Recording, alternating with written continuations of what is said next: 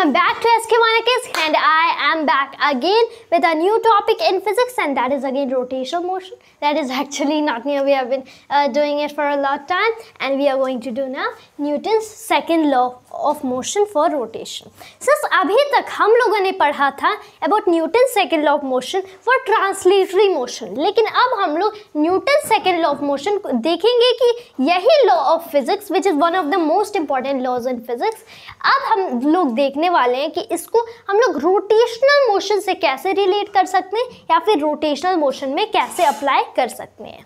So starting the topic with example something like, मैं यहाँ पे दो एक्सिस ले लेता हूँ. Here is the increasing value of x while here is the increasing value of y.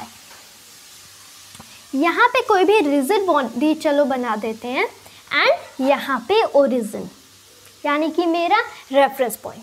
अब मैंने क्या किया कि इस पॉइंट कोई भी पॉइंट P सपोज किया एंड यहाँ पे कोई भी फोर्स वेक्टर F लगा दिया. ये हो जाएंगे मेरे यहाँ के एक्सिस परपेंडिकुलर. ऑलराइट, अब मुझे क्या देखना है, चलो मैंने इसको थोड़ा इधर को शिफ्ट कर दिया है because if I try that so it become something like better, क्योंकि हम लोगों को अभी क्या करना है is to take the coordinates. So I just try to apply the force something like here vector F किसी भी इतने मैग्नीट्यूड का. अब यहाँ पे मेरे कोऑर्डिनेट एक्सिस बन जाएंगे. it will be x y. Suppose मैंने बोला कि इसका angle between vector F and x1 here is theta, so this is fx is f cos theta. यहाँ पे हो जाएगा f sine of angle theta. मैंने इस पॉइंट का बोला कि पोजीशन वेक्टर r है. Position vector is vector r.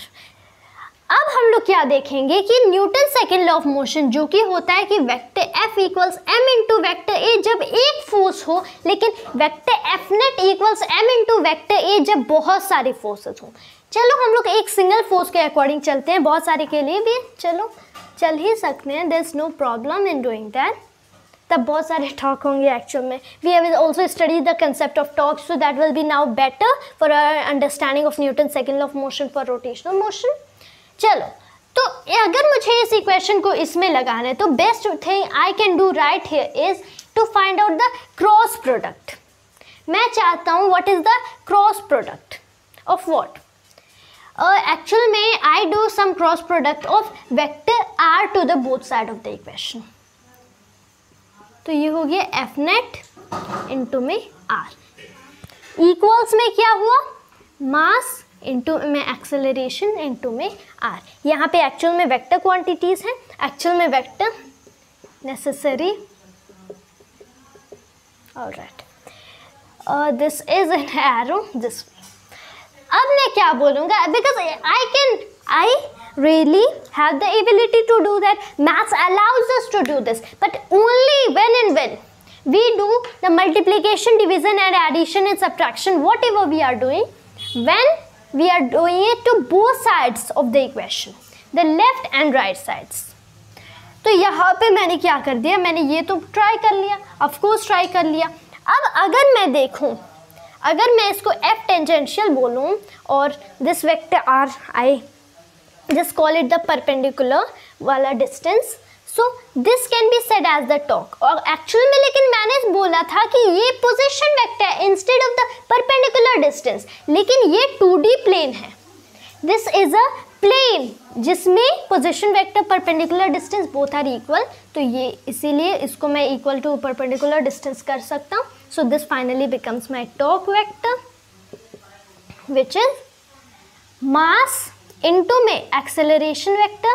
अब एक्सेलरेशन वेक्टर को हम लोग यहाँ पे टेंजेंशियल होगा क्योंकि फोर्स भी मैंने टेंजेंशियल लिया है. Force I have taken to be tangential, तो acceleration vector tangential is alpha vector into में आर वेक्टर एक्चुअल में.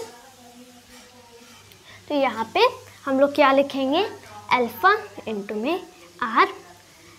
अब यहाँ पे again this is also multiplied by R. अगर हम लोग चाहें so still we without factors we can just do it, but या that will be something a difficult task to do it without vectors. This is mass. अब हम लोग क्या देख लेंगे, if this and this are multiplied by each other dot products, so this will be getting as vector r का square. so this is mass into में alpha. तो चलो हम लोग वेक्टर आर का स्क्वायर को इधर लिख लेते हैं. अब this is finally multiplied by alpha vector, यहाँ पे हम लोगों ने देख लिया.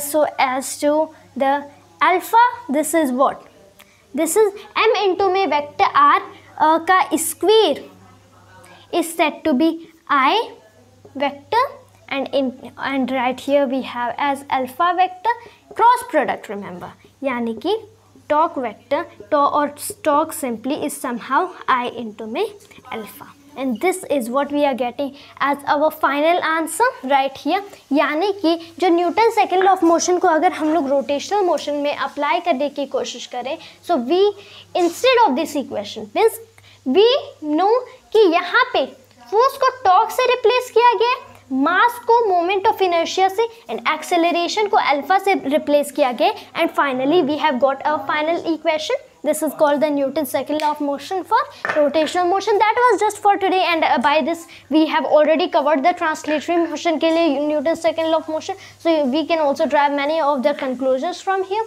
Something like, and there's no torque, so there's no angular acceleration. Okay, so that was just for it, and hope you liked and enjoyed today's video, and thanks to always for watching this video. Jai Hind, Jai Bharat.